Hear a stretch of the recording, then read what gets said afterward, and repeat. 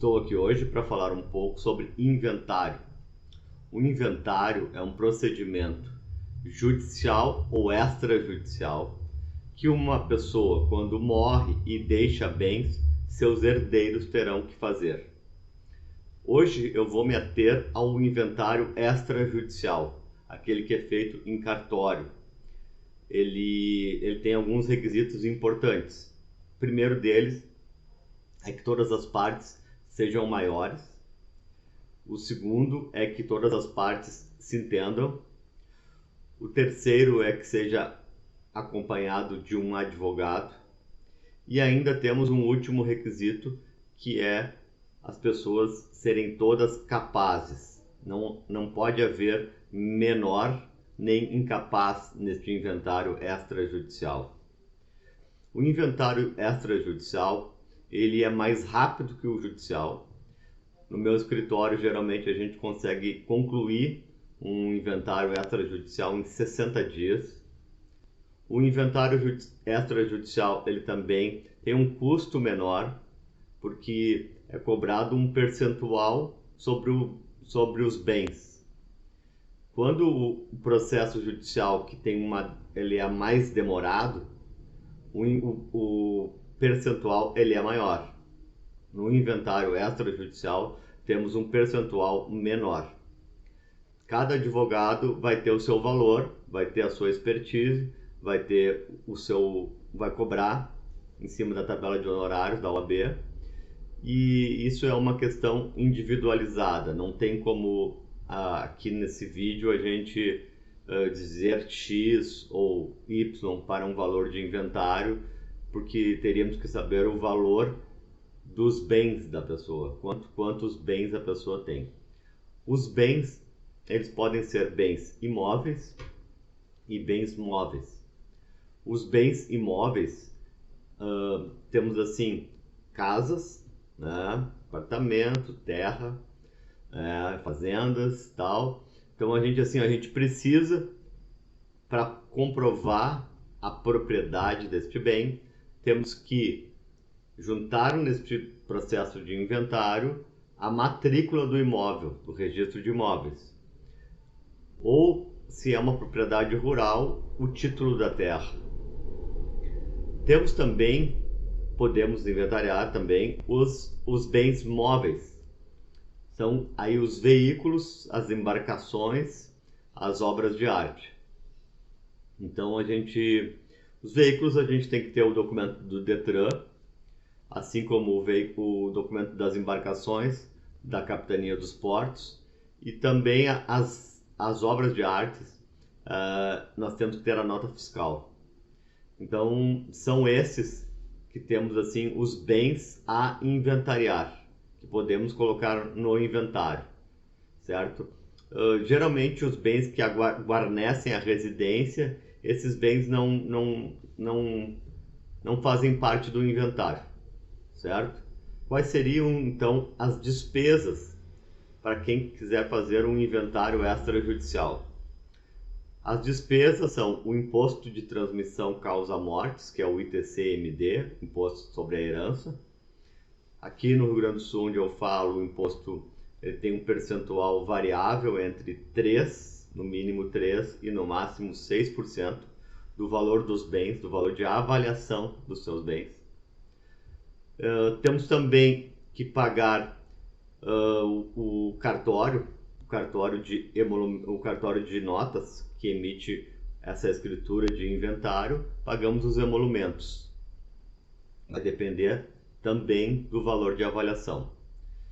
Temos que pagar também o cartório de registro de nascimento, óbitos e casamentos com as certidões atualizadas. Temos também o cartório de negativa de testamento. E temos que pagar também o advogado. Tem um valor percentual para a cobrança desse inventário extrajudicial. Os herdeiros, então, deste inventário. O primeiro herdeiro é o cônjuge sobrevivente. No caso aqui, o cônjuge vai depender do regime de casamento para a gente conseguir estipular o percentual de cada herdeiro, mas os herdeiros necessários são os cônjuges, os filhos, os pais, então assim, os ascendentes, que são pai e mãe, os descendentes, que são os filhos, e o cônjuge. Esses são os herdeiros necessários. A documentação para fazer um inventário. Precisamos da pessoa falecida, precisamos de RG, CPF, um comprovante de residência, precisamos também da certidão de casamento. Se a pessoa não é casada, precisamos da certidão de nascimento e precisamos da certidão de óbito. Esses são os documentos, então, da pessoa que morre e que deixa os bens, o falecido. Já os herdeiros, temos os seguintes documentos: RG e CPF, comprovante de residência, certidão de casamento se for casado, se for solteiro, certidão de nascimento. São esses os documentos para os herdeiros. Então, quando eu falei ali sobre certidões, essas certidões têm que ser atualizadas. Ela tem a validade de 30 dias, certo? Também temos que tirar certidões negativas dos imóveis. Então, a gente tem que tirar a certidão negativa na esfera municipal, o IPTU, na estadual e na Justiça Federal, da União Federal. Temos 3 negativas para tirar, além da negativa de testamento. Juntando essa documentação, levamos a um tabelionato e abrimos este inventário. Logo em seguida, a Secretaria da Fazenda emite uma guia, é a guia de pagamento de TCMD, que tem que ser paga para a gente poder ir em frente no inventário. Pagando-se a guia de TCMD, a gente apresenta o pagamento e marca lá no cartório um dia para assinar a escritura de inventário. Neste dia, terão que comparecer ao cartório todos os herdeiros que estão elencados ali no inventário, na minuta de inventário, que estão qualificados.